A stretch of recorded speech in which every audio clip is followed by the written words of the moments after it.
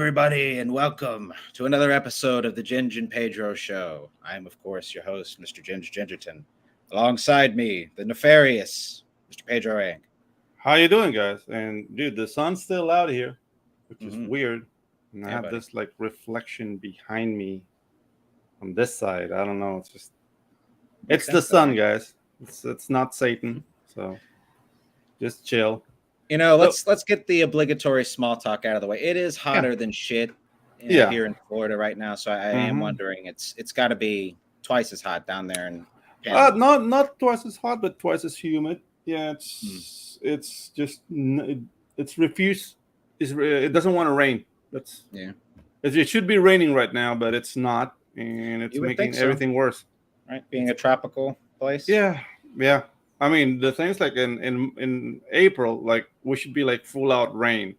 Mm. So now we have no guayabas, which you call that those guavas, and people are Right. missing that. Hmm. And the coconut Islands. season, it's not done yet. And I'm here talking about fruit. So let's get the show. Let's get on with the show, man. All right. So I was trying to buy some time here. I only have part of my segue, so maybe see if Mm, we can do this in live time here. But okay. no, We can still we talk are about fruit if you want. no, it's all right. We'll Mm, probably save that for another time. But yeah. no, we have been branching out here on the show, as our lovely viewers, will know. We've been doing. We Yeah. started off a comic book show and quickly Yes. dabbled into animation due to Oh your yeah. animating, your history. Hmm And me being a big horror guy and just being interested in anybody that will talk to us really. We've been branching out and getting lots of new creators and including novelists. So Yeah. I think the cat's out of the bag, buddy. Let's Oh go ahead and bring her no. on. Cat Voleur. I hope I pronounced your Hello. last name correctly as well. I should have. I'm sorry for that cat. Oh no, the cat's out of the Cat's bag, Ginge. Really? Yeah, man. The cat is out of the bag. Oh Here she is. no. All right. What's Hello. up, cat? Hi. How's it going? Oh, we're Great. doing great. Yeah, it's awesome. All right. So let's get this show on the road, Ginge. Good, buddy. Okay. Yeah. So, Kat, tell us a little bit about yourself. You're a writer. Have you always wanted to be a writer? Was that something, growing up you knew you wanted to do, or tell us Uh, about that? yeah, it's something a lot of teachers told me that I was going to be. Hmm. I kind of fought it for a long time because I didn't think it was a career, which Mm. sounds kind of it. Usually that story goes the other way, but Hmm I had a lot of creative arts teachers tell me, like, you're going to be doing this one day. And I was like, I think I'm going to be a doctor. Uh, and that didn't pan out. hmm Um, Right. I got my first writing job, like I was still in high school. I don't think they knew that, but I was 18, but I was like finishing up my senior year of high school, and I got my hmm first writing job. And then once I saw that I could make money doing this, it was like, oh, yeah, I'm gonna Awesome. keep doing that. Yeah. So your first writing job, what was it? Was it like making copies for commercials, or just like what kind of writing assignment you got? It was ghostwriting. I used to Ghostwriting. ghostwrite Okay. romance novels. Oh. So Right. Oh, awesome. yeah, I actually have no recollection of any of the things that I wrote. But it's a field where if you can write fast, you can make a lot of money. So Hmm. I did that for a while, Oh, where it's nice. just, Hmm. It's a fun um, title as well, being a ghostwriter. Nothing to yeah. do with being dead, of course, but Yeah, Well, exactly. okay. So let's talk a little bit about your inspiration. You got into writing pretty early on. Was there anything specifically growing up that you were a huge fan of that said, "I want to do this"? Or is there anything like that? yeah, I mean, I got into horror pretty young also. And it was around the same time. For horror, it was more the movies. Hmm. But like I did grow up with a lot of like Goosebumps and Scary Stories Awesome. to Tell in the Dark was a big Yeah. one. The Stephen Gamble art for Scary Stories was like a huge thing for Mhm. me as a Right. kid. And yeah, and then I got into like horror movies when I was a little bit older than that, Hmm. and that always has kind of influenced me. The writing kind of came more in stages. I think I read a lot, Yeah. Mhm. You got it. Yeah. so Right. Yeah, I mean the thing is like I don't like carbon dating people. We tell like which movie like influenced you because it's like ooh the 80s. So since okay, regardless of timetable, like what were the movies that influenced you, and not in Um, chronological order, just so I'm not afraid of being dated. I actually okay. wrote. I've done a lot of horror journalism, and I Mm-hmm. actually wrote about this recently. That the movie I think that really like the first big one was the 1997 Canadian horror film Cube. Um, Mm. I was like 6, I think, and I snuck into the room, and just no one knew I was there, and it was like Yeah. the first. That one had a big impact on me. Before that, I had watched like a lot of the old black and white Vincent Price movies, Oh, like cool. with my parents, and so you know it was always kind of there. And then actually, it's funny you should ask this. Another really big one that inspired me, like when I was getting into the genre, was Final Destination. Oh, nice. Uh, I saw you guys. I actually just today watched the episode you guys did with Jeffrey Reddick, and Mm-hmm. Oh yeah. Yep. Super nice Yeah, that guy. was all. Yeah, yeah, awesome. he's so nice. I read his latest novel today, Hmm. actually, so that was fun. Very cool. Yes. Tamara. I think I saw Yeah. that. Yeah. How was it? Oh, it was good. Big fan of the movie. The novelization had like a lot of the deleted content, so that was Mm, great to see. Interesting. awesome. Yeah. Very cool. So, um, at what point did you really start taking writing seriously? You took a break after, maybe doing some ghost writing. What Mhm. was, what was the sort of fish hook that brought you back in? Um, so I worked for a long time after the ghostwriting. I kind of tried to get serious about it one other time. I got really into horror specific journalism, which Mm, was how I did my freelancing for most of my career. I took a break from doing that because honestly, I just found a job that made more money, and yeah. it was I really liked doing the job. But I got oh no, uh, I Trucks. got Sorry. no worries. So I was working actually as a dungeon master. I was playing 5th Right. edition Dungeons and Dragons online for a living, for almost 2 years, and it was the money was good. I loved the people. I had so much fun doing it. I had bronchitis, and it Mm. did a number on my voice. And I'd been talking at my job like 6 hours a day minimum, so it was like so I couldn't do that anymore. And at first we didn't know like how long I'd be out or how serious it was going to be, and so to kind of fill up that time I went back to freelancing a little bit.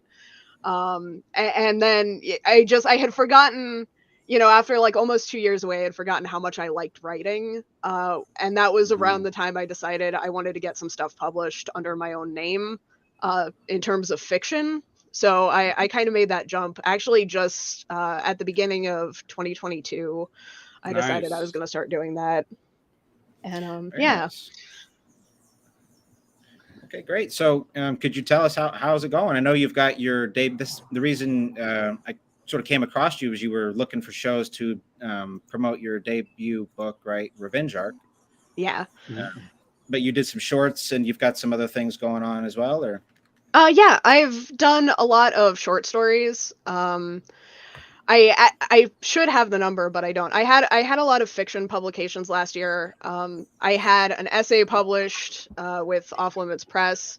I still do some horror journalism. I've worked a little bit with Dread Central, and um, but nice. for the most part, I am trying to now more focus on fiction, and it's going pretty Mhm. well. I've got some short stories coming out this year, also leading up to the debut, so that's exciting. Definitely. And Yeah, sounds cool. Yeah. so what we have in the comic book sphere is sort of a ecosystem of promotion and basically doing sales through crowdfunding websites and different things like that. I'm curious, as a novelist, what do you guys have on the other side of the fence? Yeah. I know there's a Twitter sphere, but what's like the network like over there? Are you So guys yeah, a tight group or? there's a pretty tight group on Twitter. There's the indie horror community. I Mhm. do. like a lot of work with small presses, and I actually these last few months, like since the first of the year, have gotten closer with the self-publishing community that they have on Twitter. Some fantastic work over there. They do some crowdfunding. The biggest one that I can think of off the top of my head, like the Book of Queer Saints, gets crowdfunded every time that comes around. But for the most part, it's more of it's closer to what you would imagine of publishing. There's not a lot of crowdfunding. There's a lot of querying and rejections and Yeah. Right. all Yeah, that kind of that's stuff. the thing. Like I don't know, as a comic book artist, like it's not that I can't handle rejection, but it's just that we're cutting the middleman and we're just going directly to the fans through crowdfunding Yeah. and just doing like shows like this and just like get your internet presence. I'm not bashing like publishing houses or anything, but at some point, like it's another way, because in the end, what you want is the book in people's hands. Yeah. And this is another way. Like I don't know, like I see that video games, tabletop is doing it, but I don't see literature doing it that much. And I mean, if you take what's the name? Was it Brandon Sanderson or? Yeah, he did that the big Yeah, dude. Kickstarter, I think it was. Yeah, he did a Kickstarter. He collected like what, like $23 million. But I mean, it's him. I mean, Right. it's not saying like if I don't do 23 million, I failed. Like, it's not that. But yeah, like come up with. You already have the network, so just come up with the shows, dude. People enjoy horrors. Like I watch YouTube channels of people just telling horror stories. Yeah. There's like 2 hours of horror stories. So, and those videos have millions of views. So the interest in horror is there. Mhm. So it's just a matter of, dude, getting up your YouTube presence or Rumble or whatever you want to use, and dude, start talking about horror, start presenting stories. Like the people are there. So it's just a matter of doing it. Absolutely. And actually some of my all-time like favorite horror novels have started from YouTube channels. Yeah. Tales from the Gas Station is Mm. like one of my all-time favorite series, and that Yeah. started I like the name. as yeah. Yeah. And I think they're up to like 4 or 5 books now. Like they're doing Alright. really well. It's an anthology series, it sounds like. No, actually, it's a I think originally it was a no sleep story, and then it branched onto its own website. It got picked up by like one of the top horror narrators, Mr. Creepypasta, did a Mhm. narration for his channel, and now they're books. Now they're doing Alright. really well as books. I know Mr. Creepypasta and I know Mr. Ballen. He also is a good Yeah. one too. And that's the thing. Like maybe through there, like just get the books in their hands, do a little collab with those guys. But the thing is, like in this YouTube sphere, it's presence. Will make deals with presence, so it's just like you gotta get yourself out there. That's the thing. Yeah. Like do more YouTube. Let me hop in here real quick. Kat's sort of Sure. speaking of that. You have a podcast as well, right? Yeah. I Was do. that okay. Nice. Yeah. Could you tell us about it? Yeah, I'm one of the co-hosts for the Slasher Radio podcast. Awesome so- name. Yeah. Yeah. Yeah. Awesome show. I came in, like they'd already done a couple hundred episodes without me, but Mm. I've been doing it for a couple of years now. Awesome. And yeah, we talk about horror movies. We pick a different horror movie every week, and the three of us talk about it. Very nice. Do you guys Yeah. have a shirt or a logo? Just like with the name, I want a shirt. Just Yeah, we actually, I think we're on Shopify right now. On Shopify? We've moved around a lot. oh yeah. Send the link in the private chat so we Absolutely. can share that. Yeah.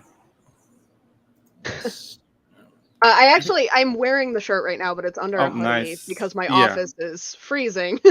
Oh So, well, I'm melting down here, so you see, it's just it's a matter of perspective. I think I actually have it. Yes, Slasher Radio. Yeah. Right Oh, here. do it.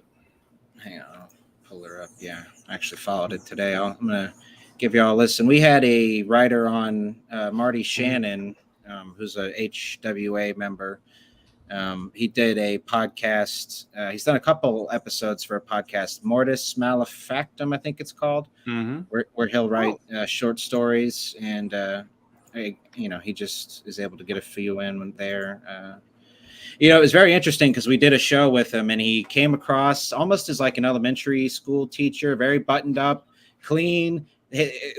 Everything looked great. And then a few days later, I listened to that podcast with one of his writings. It was just like completely fucked up. And I was like, wow, that had really, it's like that classic thing where you did not thought that this guy was capable of such madness. But let me get that up here. And Yeah, go ahead.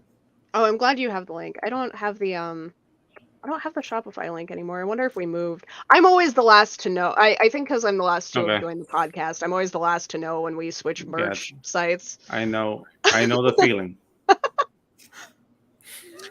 Okay, so sorry, but no, you're good, buddy. I'll take a light roasting. It's all right. Yeah.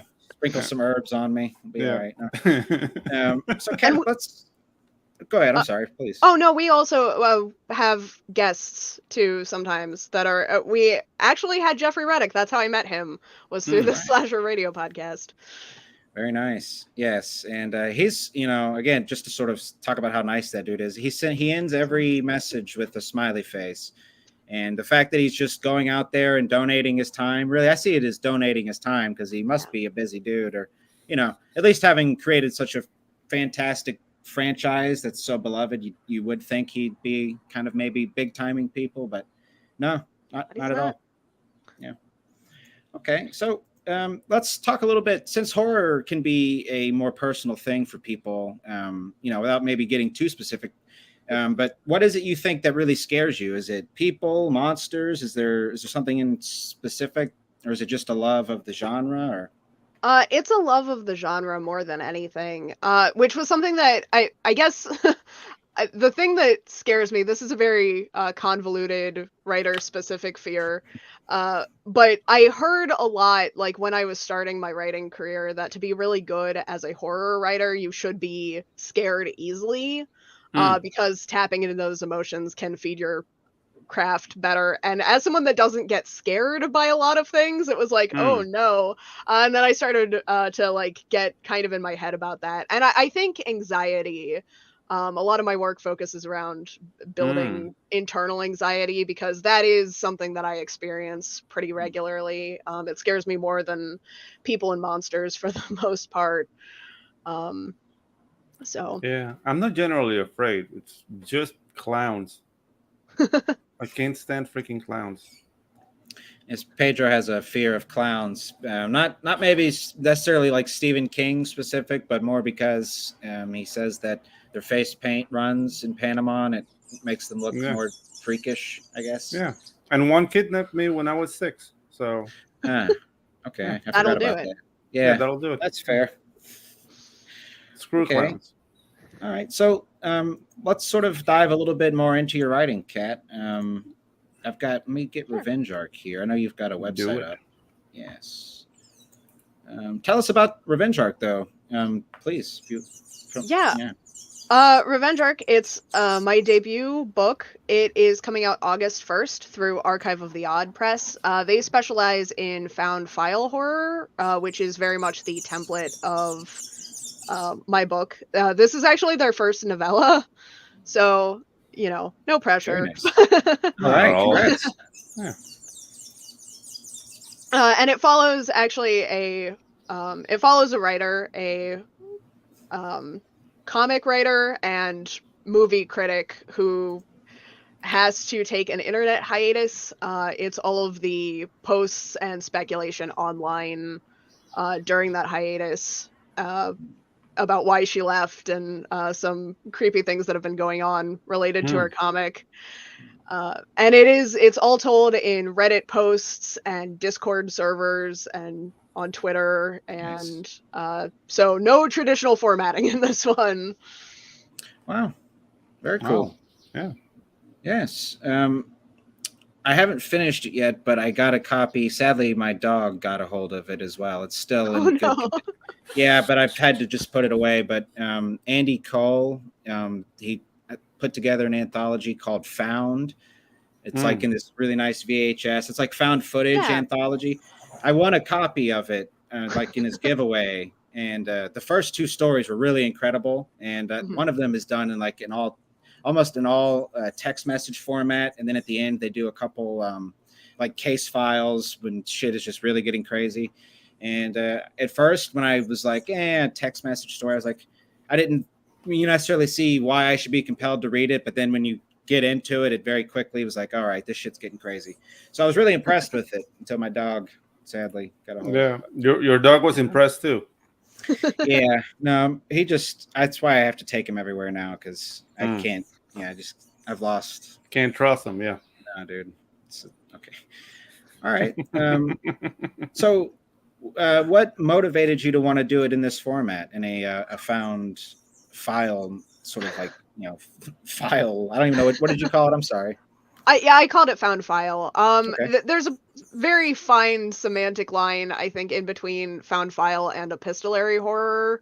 I know that a lot of people use those words interchangeably, but to me, and I think generally in the community, if not literal definition, like found file is a little bit more modern, whereas epistolary horror usually refers to just like letters back and forth, like a la Dracula.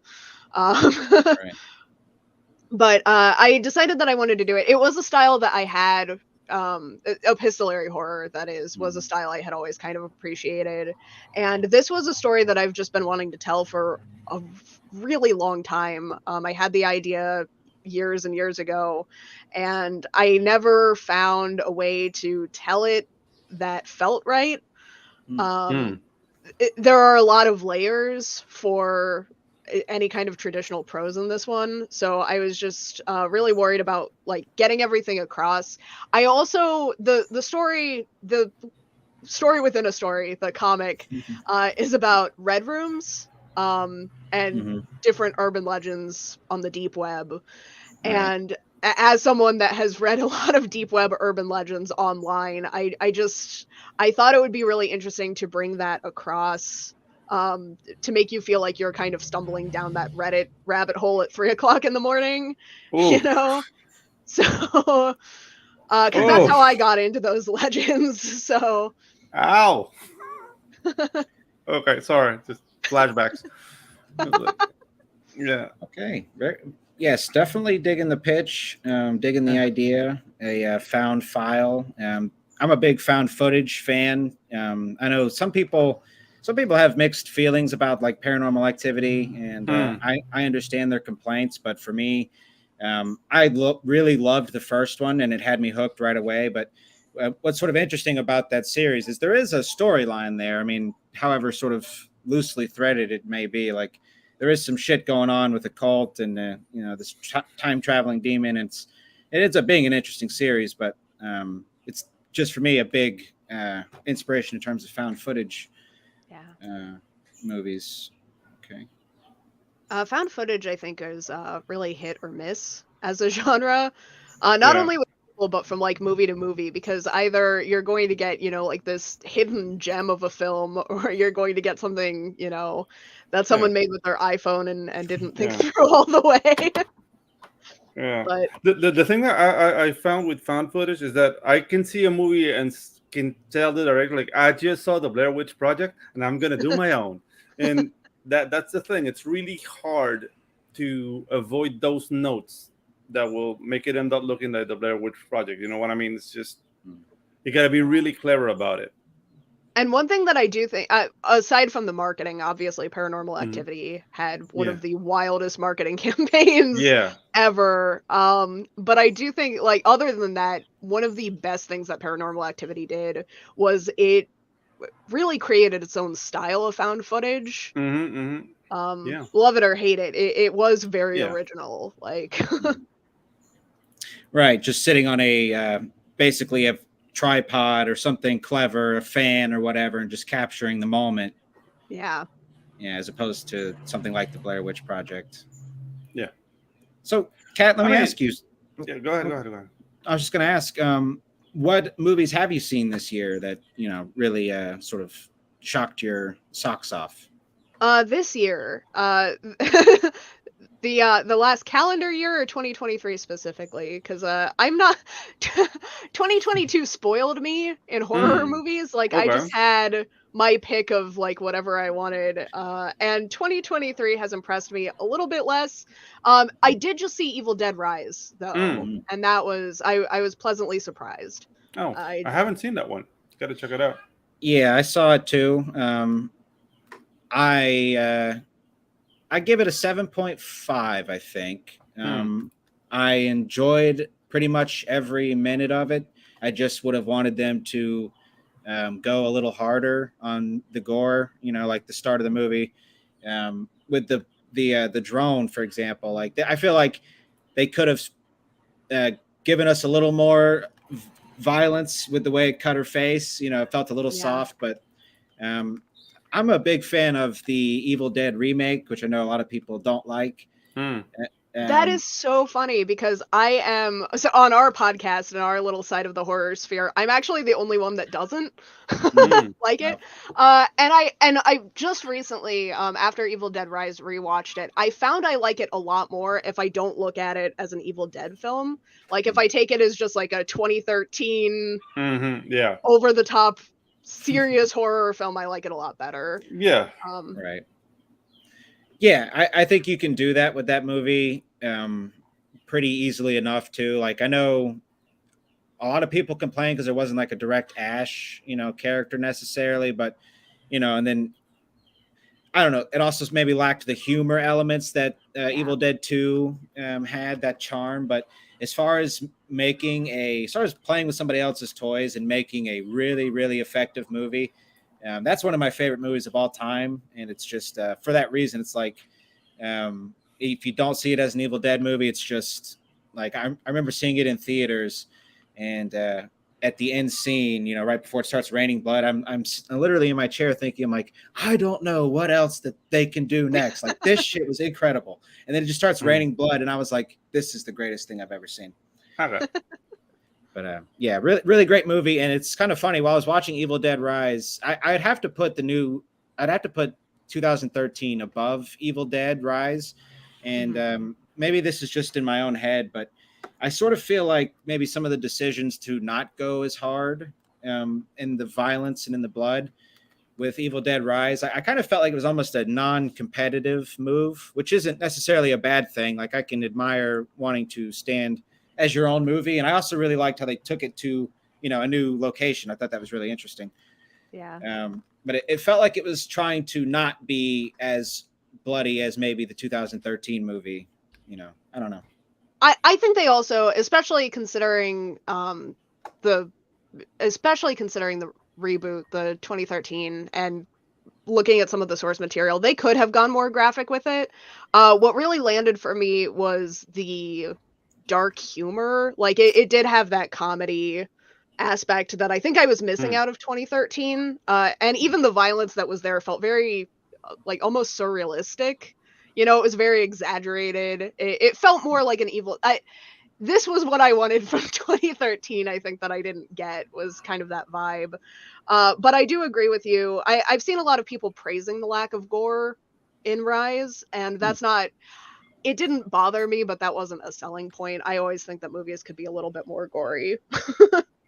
So, I mean, for me, I went in wanting to love it, and I did. I still wouldn't change anything. I would just have upped it. Like, for example, and I'm not seriously not bashing the movie at all, but one of the things they used in the marketing a lot was the cheese grater, right? We saw a cheese grater all throughout the marketing scene, or all throughout the marketing, but then it's just one short scene, just like one.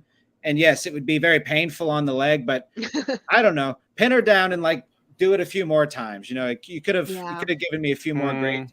Maybe I'm insane. That might be the case. I don't know, man. Like if you're talking about cheese graters, I don't know if you guys know Tokyo Shock, that company. Mm-mm. Okay, so Tokyo Shock is exactly what it sounds like.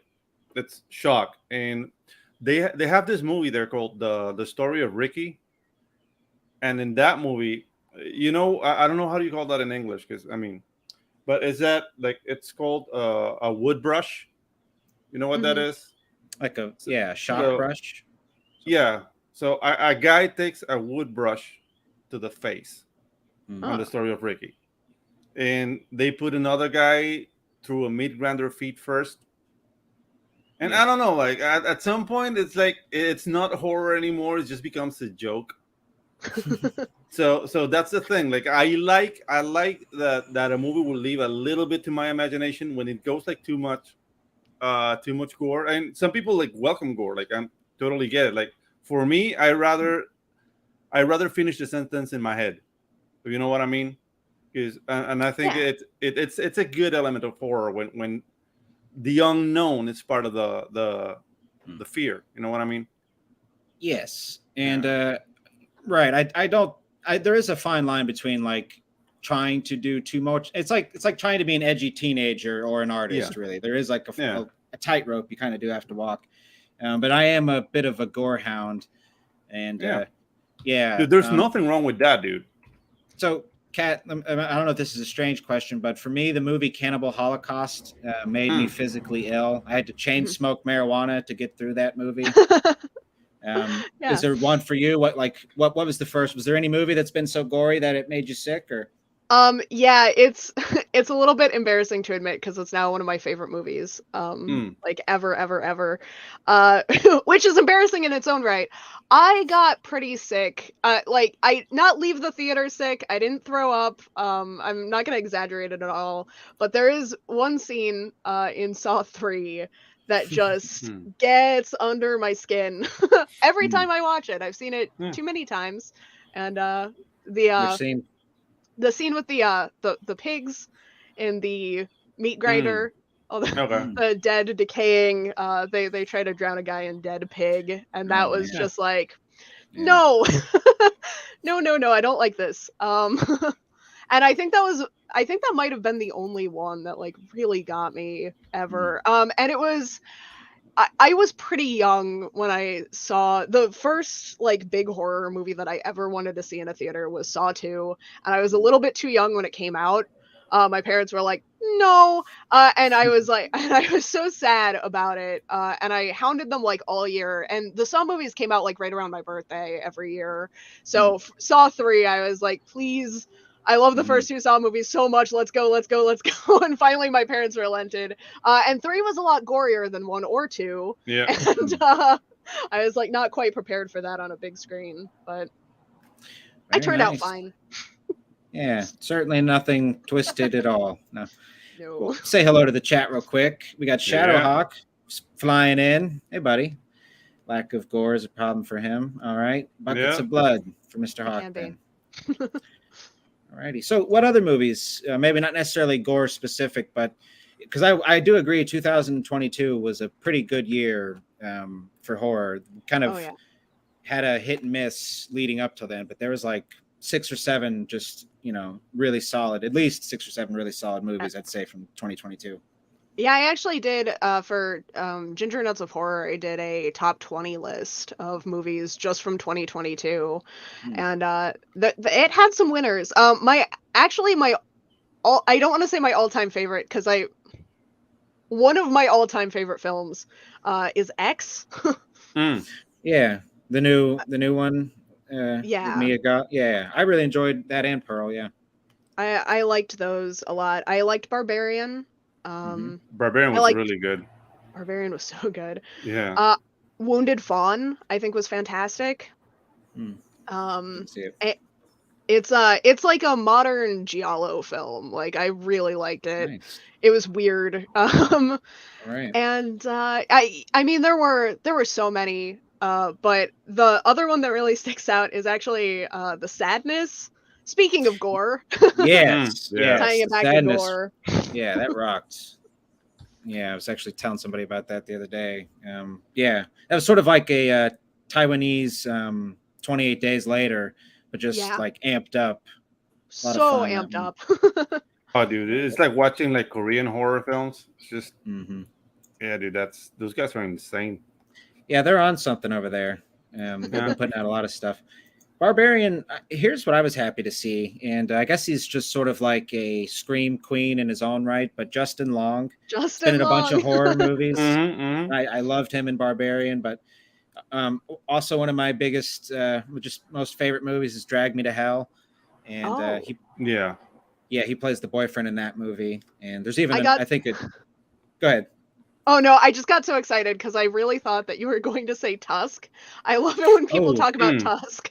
I love Tusk. I know people don't like Kevin Smith and say what you Yeah. will, but Tusk. I love fucked up body horror stuff, and that movie. I'm a fan of the Human Centipede. It's like those movies you watch through your eyes. Yeah. But yeah, Tusk was great. But no, Justin Long. He's just a beast in horror. Does a great job. He does. He really does. Okay. And Barbarian was like laugh out loud funny at points, which I was not expecting. Dude, the whole like, "You're my baby" sequence, like, dude, wow. Okay, we're doing that. All right. Yeah, I think whatever they may have been trying to say, I might have to rewatch it, but I think whatever they were trying to say maybe went over my head with. No, the thing with Barbarians is that they were trying to say something and they stopped mid-sentence and they said something else. Yeah. And that's kind of like how I interpret that script. And dude, it was masterful because I wasn't expecting that. You know, I was expecting the guy with the weird eyes. What's the name of that actor? I forget the name. Alexander Skarsgård, I think it is. Yeah, that guy. Like he was. True Blood. He had like the whole like bad guy vibes. Like, okay, this is the bad guy. This is the bad guy. Okay, he's not. And then something else, you know. So just because of that, I appreciated the movie. But yeah, there was a lot of silly points here. Right. Yeah. The ending though. Yeah. And speaking of Skarsgårds, I guess another one that I liked this year was actually Infinity Pool, which I keep forgetting about, but I did like it.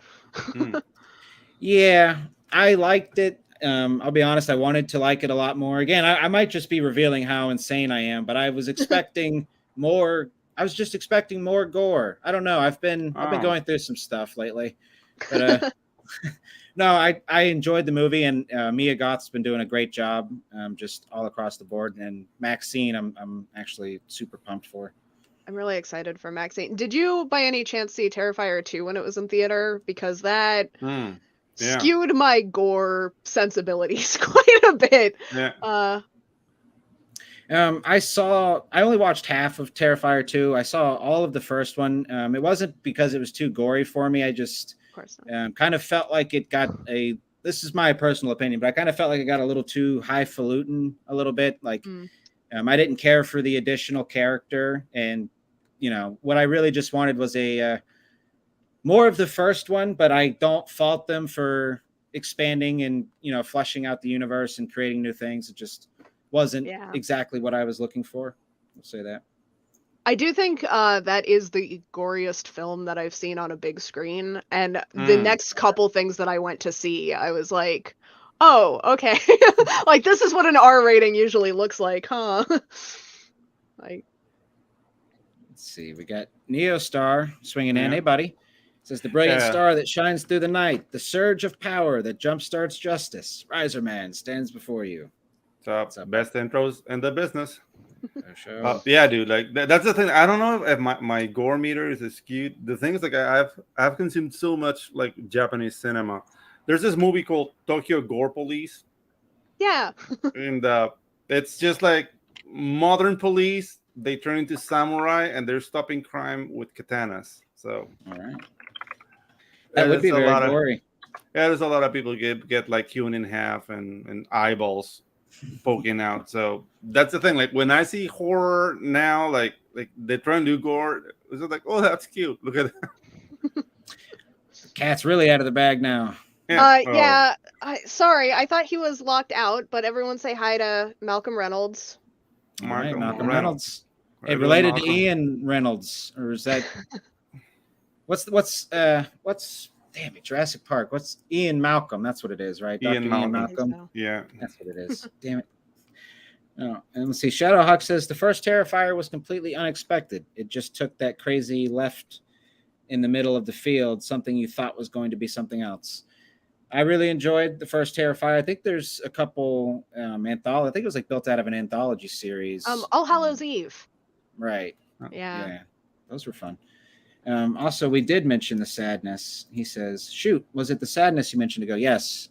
Yes. 2022, I think. Taiwanese. We got our. I think it Mhm. might have been earlier than that, but we got our American release in 2022. Yeah, that was one that when it hit Twitter, it hit like a sort of lightning storm, and I was like, "All right," pretty much threw it on right away, and was not disappointed. What'd you think of the Black Phone? I hold that as my most favorite movie of 2022, but I'm also a huge Scott Derrickson simp. I love Sinister. So I have mixed feelings about the Black Phone. I think it was the perfect film for what it was, but it also was not what I wanted it to be. I was a huge fan of the short story, which was more straight psychological horror, whereas the Black Phone, the movie, was a little bit more paranormal. Like Yeah, there was exactly. definitely a psychic element. You see a lot more outside of the basement, which was not a thing in the short story. So I do feel torn. It was in my top 10. Like I liked it a lot, but it wasn't what I hoped. Yeah, that's the thing. Like you will always end up comparing it to the source, and it's just like, oh, it wasn't like that, and you kind of ruins the experience. But for what it was, the movie For was what really it was, good.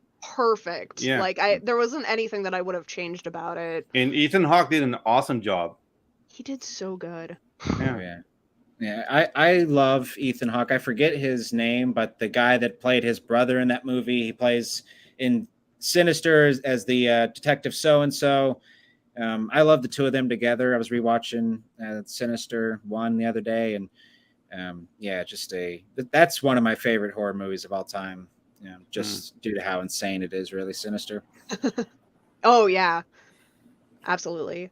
Squid Games. Okay, Shadowhawk's talking about Squid Games. Like Squid that's a Games. that's a Korean series, and I didn't that's see it. okay.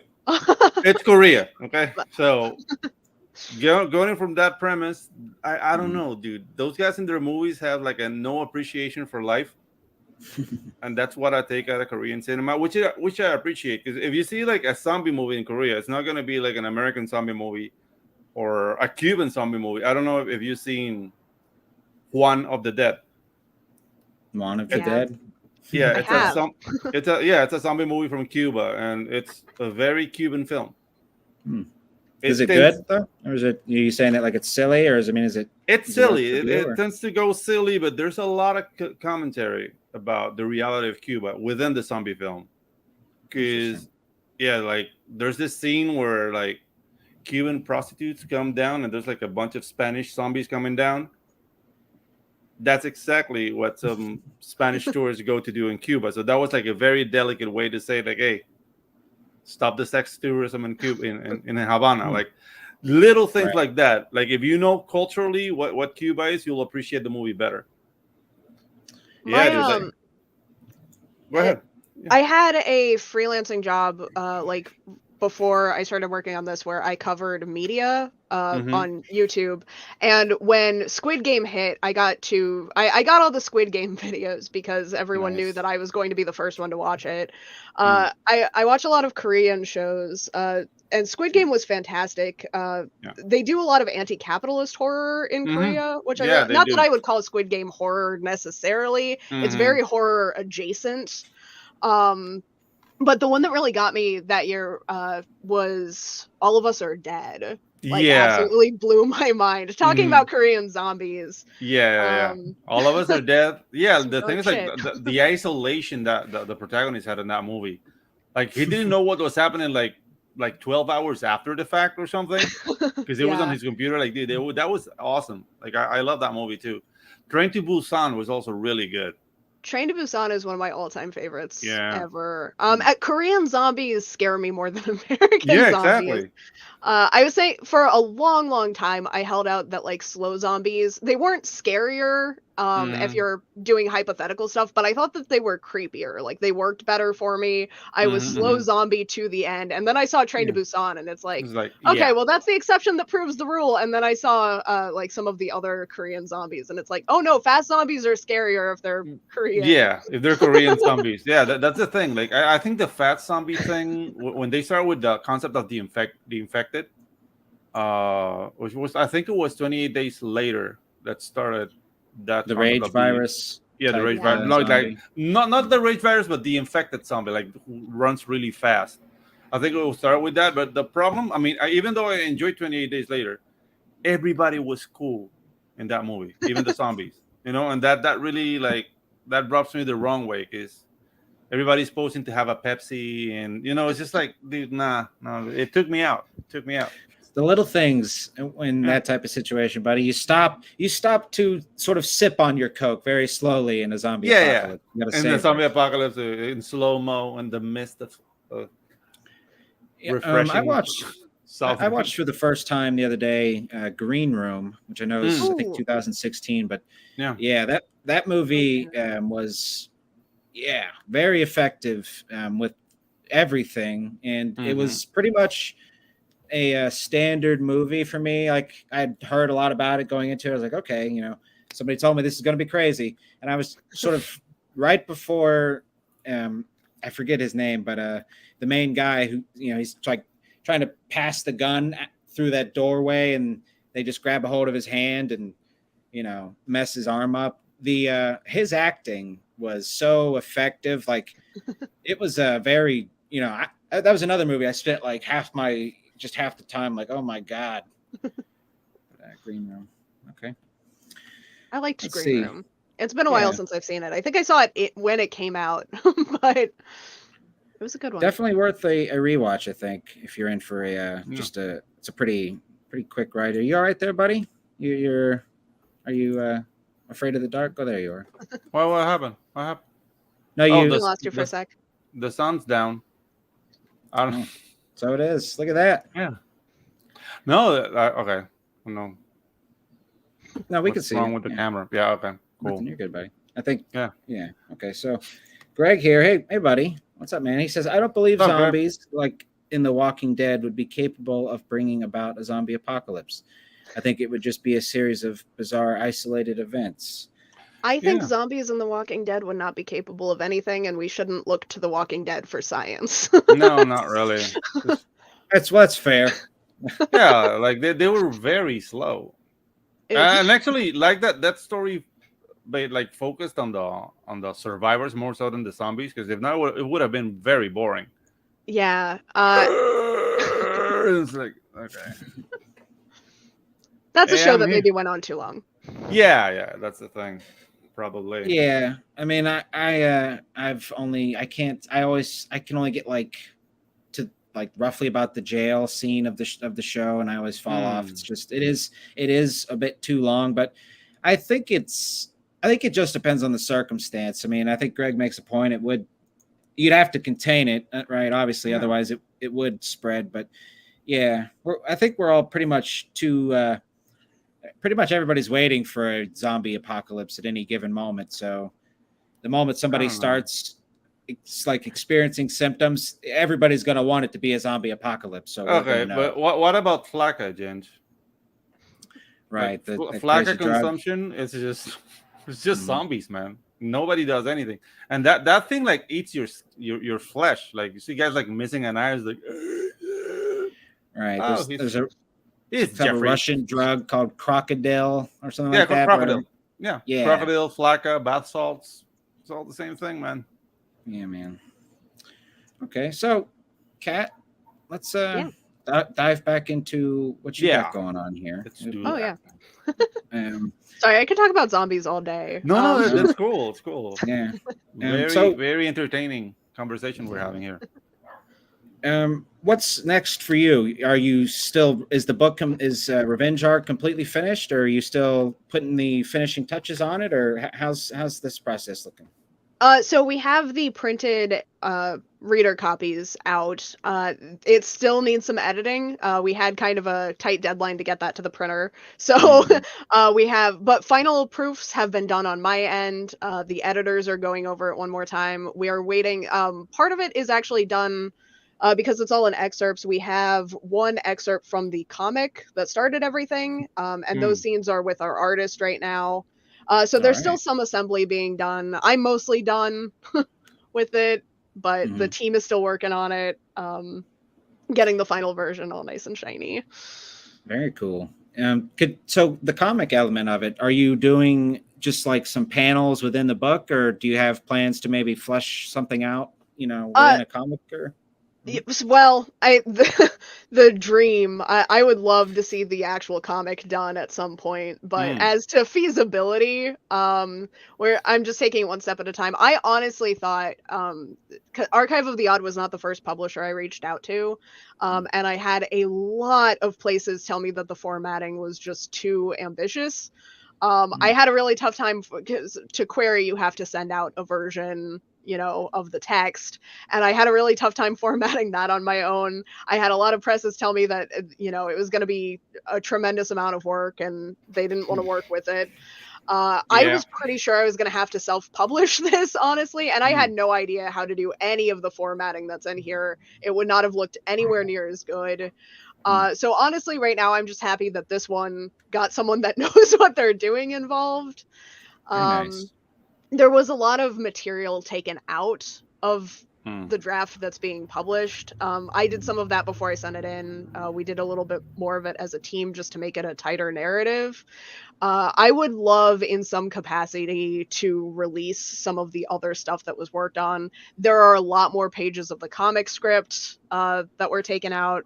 There was like a lot of like Twitter, social media extras that we took out. And I'd love to do something with it. I don't know if that would be like a whole other book's worth of stuff or what. Yeah, I'm very interested because I mean, some Twitter fights can be horrifying. You know what I mean? And just in the context of the story, if you take like the Twitter fight to a level of like life-threatening, that's horrible. Wow. Yeah, I mean that's sort of like some of the. I mean, it happens. I don't know. Yeah. I mean, I'm sure people have killed over a Twitter argument, but people have definitely killed each other over Facebook arguments. Yeah, like just town hall bitching. Yeah, and that's the thing. Like, what did they say at the funeral? Killed over Facebook. It's just like, no, just don't say anything. People are insane. Yeah. No. Okay, so how would we be able to get a hold of this? I do see a couple links right here. This is for the advanced reader copy? So you said this is coming out in August, or is this? Yeah, pre-orders are open now.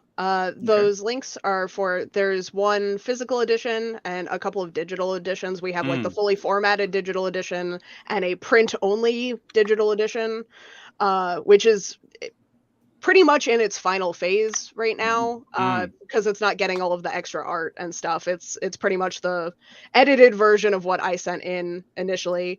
And we're trying to get on Godless is going to be our last pre-order link, but we have not done that yet. And and then the physical and digital will both be available widely without pre-ordering on August 1st. All right. Wonderful. Very cool. You see, guys, $2.99 for the digital copy. The novella sounds very interesting. So, guys, get your hands on it, read it, enjoy it, make a comments on Twitter. Oh, show. Yes. So, what's next? Are you the type of person who's sort of planning out their next thing, or what do you got going after this? I have kind of I multitask. Querying takes a very long time, so I have a couple manuscripts that are done, ready to go out. I'm looking for places to pick them up. I'm also working on a collaboration right now. I don't know if you guys are familiar with Exquisite Corpse, but it's very much in that vein. We have 13 authors. Each one is doing a single chapter of a novella that is, it's called Zombacon, and I'm very excited about it. Finally getting to work on my zombie story. All right. So, Cool. Awesome, dude. And zombies are better than vampires. Yeah, I said it. Yeah. Oh, absolutely. Interesting. Well, there's a point of contention. I guess we'll just have to settle on then. Neostar pops in here. He says, "You know what was cool? House of the Dead. Imagine having to slowly traverse a massive manor, an underground chamber, while fending off waves of zombies from a fixed position." Please tell me you mean House of the Dead, the game, and not the movie, right? Yeah, it's not the 2006. Oh yeah, they tried that. Yeah, they tried that. The games are awesome for sure. The Yeah, games the are games are awesome. fantastic. Yeah. Even though the game, the movie, the movies, House 1 and 2 are really good. Then they got nuts. But I mean, I'm now I'm carbon dating myself because those movies are from the 80s. The 80s. So I'm gonna I was gonna say I'm gonna date myself. I was not around when this came out. The Yeah. house I thought of first was actually the 77 Japanese film House. Well, yeah. So I'm That's a going good like one too. Yeah. uh, Actually, I was around by that time. Neostars, I miss rail shooter games. Yep. Yeah. Old arcade Yeah, dude, the House of the style. Dead was awesome, man. At that time, like all the games were like that. Like you have like the Terminator game. You had another game and House of the Dead. Oh, Time Crisis and House of the Dead. Right. The dinosaur. Let's shoot some dinosaurs. Yeah. But dude, yeah, just rail shooters. Yeah, buddy. Good rail times. shooters. Yeah. Good times. All right. Well, Kat, this train's choo choo. We're chugging back into station here. It's about that time. Alrighty. So thank you so much for having me. Oh no, it was Yeah. awesome, This was a man. ton of fun. Kat, you're an awesome guest. We're having fun. We should talk movies, man. Like we should have you back again just to talk about movies because this was awesome. I would love to come back to talk just about movies also. Absolutely. Yeah. Yep. We usually we've been trying to dabble more into movies here on the show, just branching out. One of the fun things about getting to talk to different creatives is, there's always there's differences in people's journeys, but it is interesting when you start seeing similarities and things. I've found it to be helpful. Okay. So Kat, we're going to bump you to the back. Sounds great. Yeah. Okay. Thank you very much, ma'am. Yeah. Ooh. Okay. P Money. Yeah. We made it, buddy. Dude, that was awesome. Yeah, man. Yeah, like the story sounds cool. She was an awesome guest. We're talking movies and stuff. Good show. I'm growing my beard. I shaved mine up because I felt Yeah. too homeless. I don't know, man. I just the lady told me like you can't grow a beard. When they tell you that, you know what that means. I can't actually grow a beard, Yeah. sadly. No. What happens is I get the Joe Dirt, where it grows all the way. Yeah, to yeah, I here, gotcha. but it actually doesn't connect. My side beard does connect to my chin beard, so I have bitching 70s mutton chops, but I don't want bitching 70s mutton chops. Yeah, unless just you're a want mango regular cherry. Unless you're a mango cherry, like it's not gonna work. No, the man had a very unique. I mean, my girl just What want to is date, said. just wants to date Morgan Freeman for a few days. So I'm just gonna please her with the beard. give her that This is old- coming up. Yeah, give her the old. Yeah, I'm gonna be Give it hand to narrating. God. Yeah, I'm gonna be narrating. There you go. And Well, you know stuff. And it's at that moment when she felt she was with a real man. Yes, I'm just gonna do that all night. that that sounds like a good time. Yeah. Let's say hello to the chat real quick. Oh, There you go.